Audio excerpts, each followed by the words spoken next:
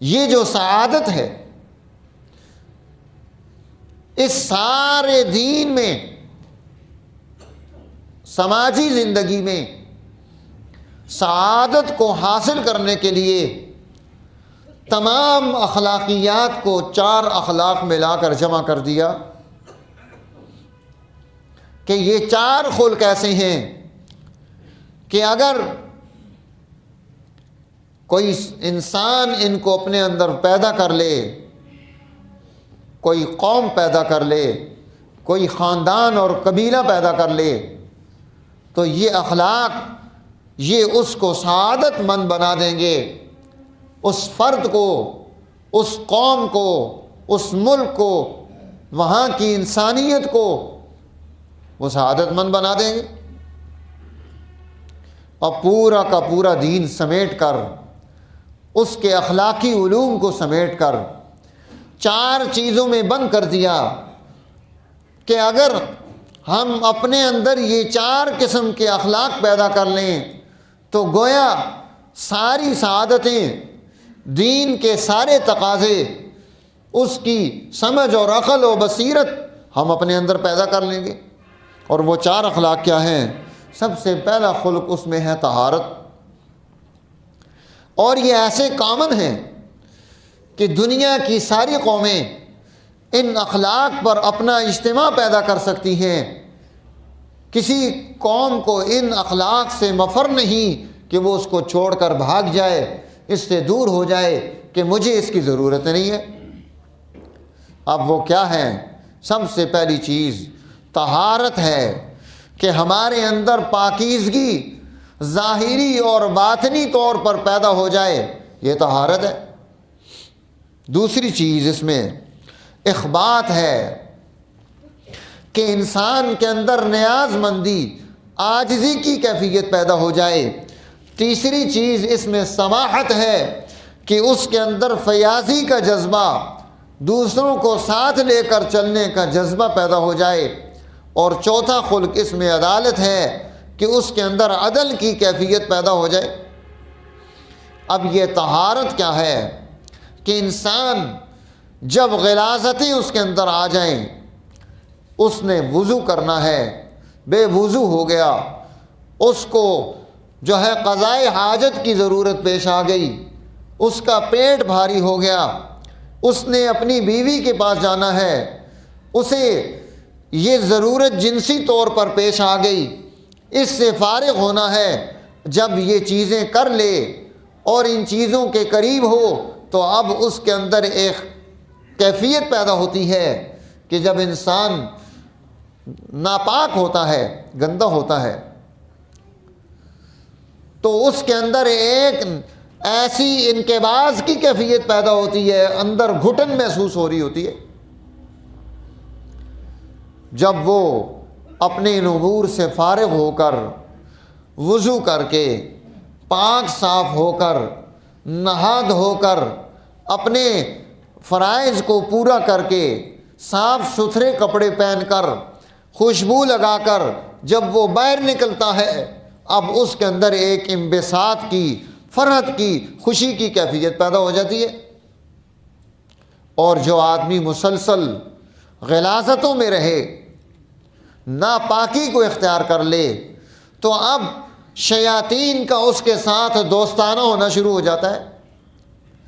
اس کے خیالات پراگندہ ہو جاتے ہیں، اس کے خواب برے ہو جاتے ہیں،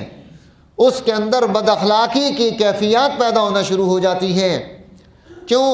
یہ ناپاکی اور گندگی یہ اب اس کا جوڑ اور تعلق ان چیزوں کے ساتھ پیدا کر دیتی ہے جو سفلی ہیں۔ اس لیے سفلی علوم کرنے والے یہ ناپاک اور غلیظ اور گندہ رہنوں کو پسند کرتے ہیں۔ اور دین اسلام نے ہمیں کتنا زبردست طہارت اور پاکیزگی کا رہنما اصول دے دیے کہ ہم اپنے ظاہر اور باطن کو، اپنے اندر اور باہر کو، اپنے علاقے اور سوسائٹی کو، اپنی ہر چیز کو پاک اور صاف کر کے، درست اور صحیح کر کے اپنے اندر خوشی جمع کر لیں۔ اور جب کوئی آدمی طاہر و مطہر رہتا ہے، پاکیزہ رہتا ہے، صاف اور ستھرا رہتا ہے تو اب اس کے اندر فرشتوں جیسی خوبیاں پیدا ہونی شروع ہو جاتی ہیں، اس کا فرشتوں کے ساتھ مشابہت آنا شروع ہو جاتی ہے، اور وہ فرشتوں کو اگر وہ اس میں کمال حاصل کر لے تو فرشتوں کے ساتھ وہ ملاقات بھی کر سکتا ہے کہ انہیں دیکھ بھی سکتا ہے۔ اب اللہ کی محبت اس طہارت اور پاکیزگی کے نتیجے میں اس سوسائٹی میں وہاں سے خیر اور خوشی اور انسانیت کے لیے ترقی اور یہ چیزیں آگے بڑھنا شروع ہو جائیں گی۔ تو اس لیے دین اسلام اس طہارت کو صرف اس لیے دین نے نہیں رکھا کہ ہم نے وضو کرنا ہے نماز پڑھنے کے لیے یا ان چیزوں کے لیے، بلکہ یہ مستقل ایک الگ انسانی زندگی کی ضرورت ہے۔ اس لیے الطہور شطر الایمان، اسے ایمان کا حصہ قرار دیا۔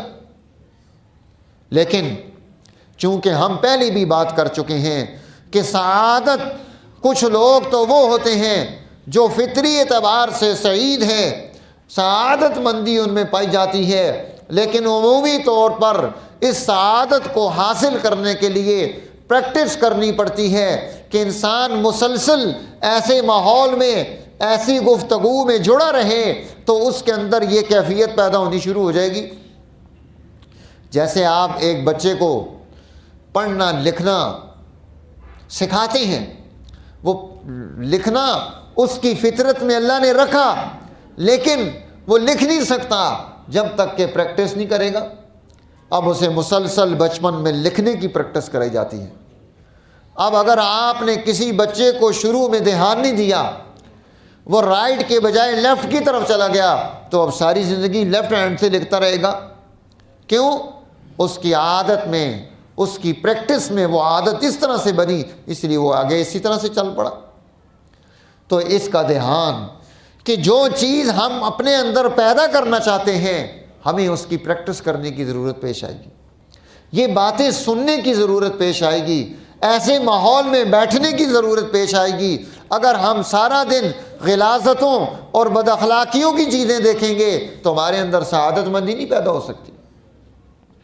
جب ہم اپنے اندر سعادت پیدا کرنا چاہتے ہیں تو ہمیں ماحول بھی وہی دینا ہوگا اپنے آپ کو، اور اگر ہم وہ ماحول نہیں دیتے تو پھر ہم آگے نہیں بڑھ سکتے۔ اس لیے اس کی تفصیلات تو بہت ہیں طہارت کی کہ ہم صرف اس پر گفتگو کریں گے تو سارا وقت اسی میں ہضم ہو جائے گا۔ دوسری چیز اخبات ہے، نیاز مندی، عاجزی، کہ انسان اس کے اندر ایک کیفیت اللہ نے یہ رکھی ہے کہ وہ کسی بڑی ذات کے سامنے اپنے آپ کو جھکاتا ہے، وہ اس کے اندر رعب پیدا ہو جاتا ہے، جیسے وہ کسی بادشاہ کے دربار میں جائے،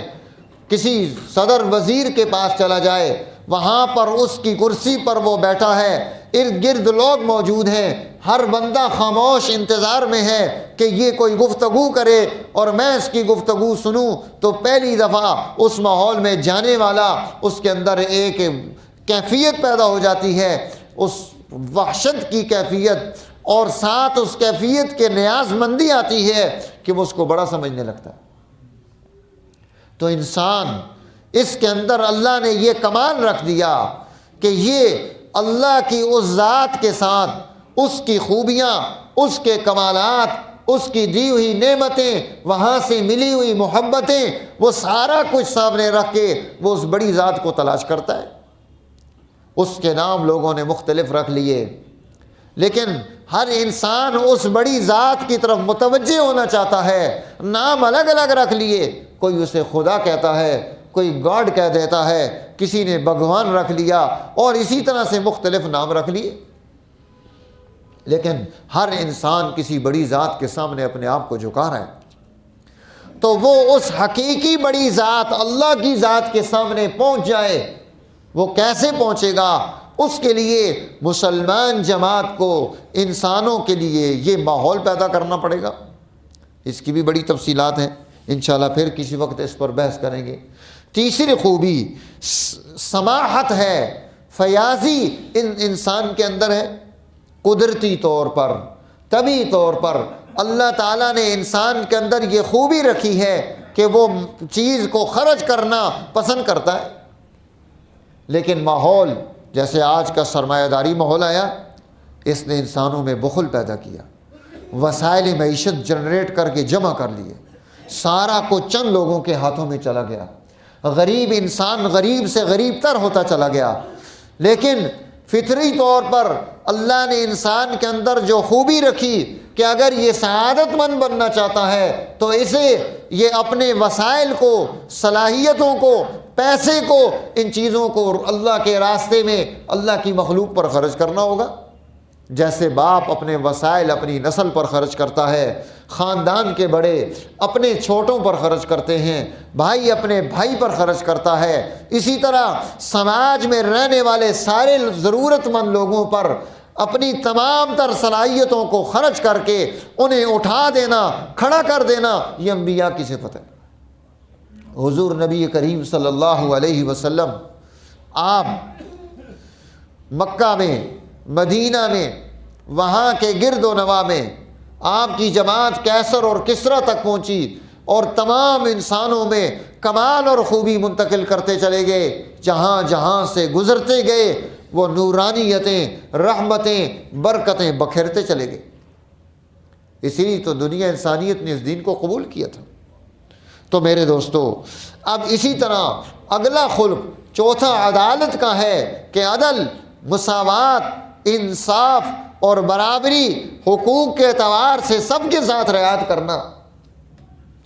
نہ وہ خاندان میں ایسے ہو، نہ گھر میں ہو، نہ کسی فرد کے ساتھ ہو، ہر ایک کو یہ ساری چیزیں میسر آئے، یہ تب ممکن ہوگا کہ یہ عدل کا ماحول پیدا کیا جائے۔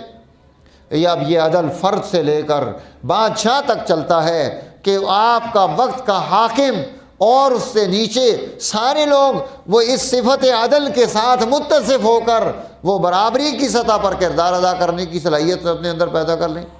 اب اس میں بھی کافی تفصیلات ہیں۔ عدل، حضور نبی کریم صلی اللہ علیہ وسلم نے ارشاد فرمایا کہ 7 انسان اللہ کے عرش کے سائے میں ان کو جگہ ملے گی جس دن کوئی سایہ نہیں ہوگا۔ اس میں سب سے پہلا حدیث میں لفظ ہے امام عادل، وہ بادشاہ جو عدل کرتا ہے،